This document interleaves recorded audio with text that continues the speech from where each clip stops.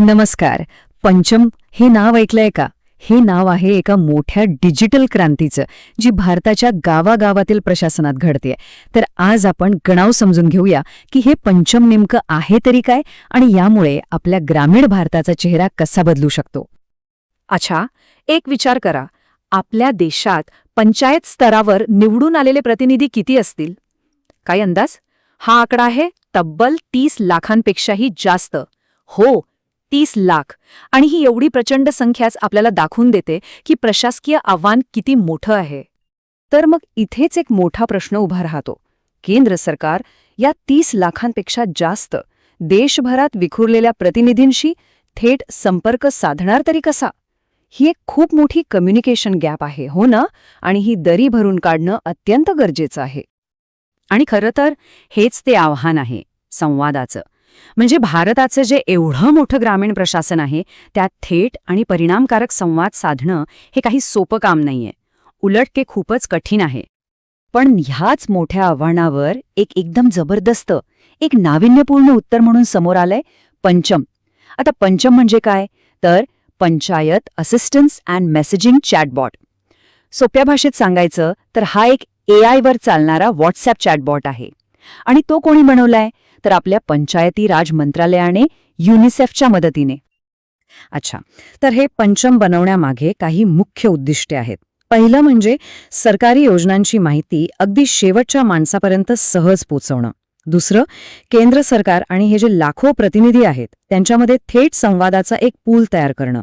आणि तिसरं, सगळ्यात महत्त्वाचं, ग्रामीण प्रशासनाला अधिक पारदर्शक आणि उत्तरदायी बनवणं. कारण बघा, जेव्हा माहिती थेट आणि पटकन पोचते तेव्हा गैरसमज किंवा कामात होणारी दिरंगाई याला काही वावच राहत नाही. म्हणजे थोडक्यात काय? तर पंचम हे सरकार, प्रतिनिधी आणि नागरिक यांच्यामधला एक डिजिटल ब्रिज आहे, एक पूल आहे. पण प्रश्न हा आहे की हा पूल नक्की काम कसं करतो? चला, तेच पाहूया. आणि हा जो महत्वाकांक्षी प्रोजेक्ट आहे ना, याचा शुभारंभ लवकरच होतोय, 26 जानेवारी 2026 रोजी. आणि या दिवसापासून असं म्हणायला हरकत नाही की ग्रामीण भारताच्या डिजिटल प्रशासनामध्ये एका नव्या पर्वाची सुरुवात होईल. आता हे सगळं AI, चॅटबॉट वगैरे ऐकून असं वाटू शकतं की अरे बापरे, हे काहीतरी खूपच किचकट तंत्रज्ञान असणार. पण नाही. खरं तर यामागची कल्पना अगदी साधी, सोपी आणि कोणालाही सहज वापरता येईल अशी आहे.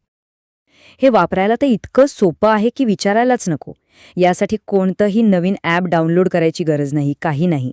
सगळं काही आपल्या नेहमीच्या व्हॉट्सॲपवर चालतं. फक्त त्यांचा जो अधिकृत नंबर आहे त्यावर एक मेसेज पाठवायचा, आपला प्रश्न विचारायचा आणि उत्तर लगेच आपल्या स्थानिक भाषेत हजर.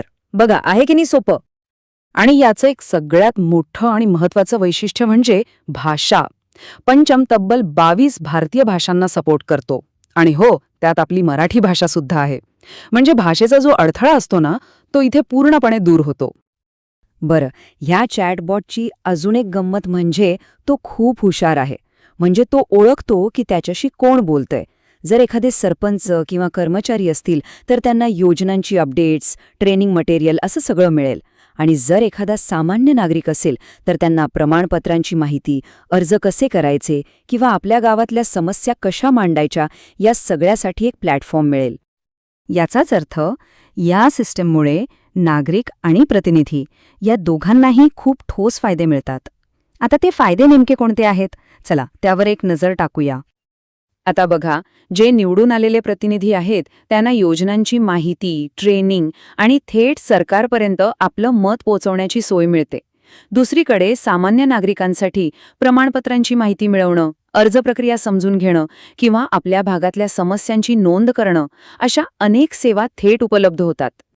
इथे एक गोष्ट लक्षात घ्यायला हवी.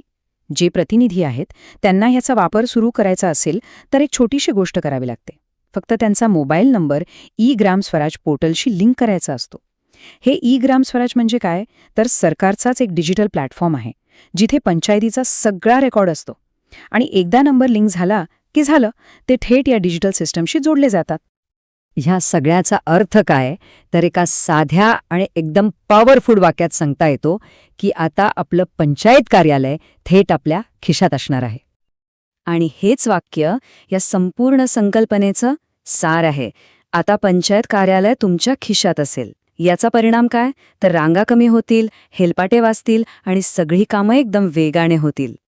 म्हणूनच पंचमसारखा उपक्रम हा फक्त एक टेक्नॉलॉजी किंवा चॅटबॉट नाहीये, तर डिजिटल इंडिया हे जे आपलं मोठं राष्ट्रीय ध्येय आहे ना, त्या दिशेने ग्रामीण भागाला सक्षम करण्यासाठी उचललेलं हे खूप मोठं आणि महत्वाचं पाऊल आहे.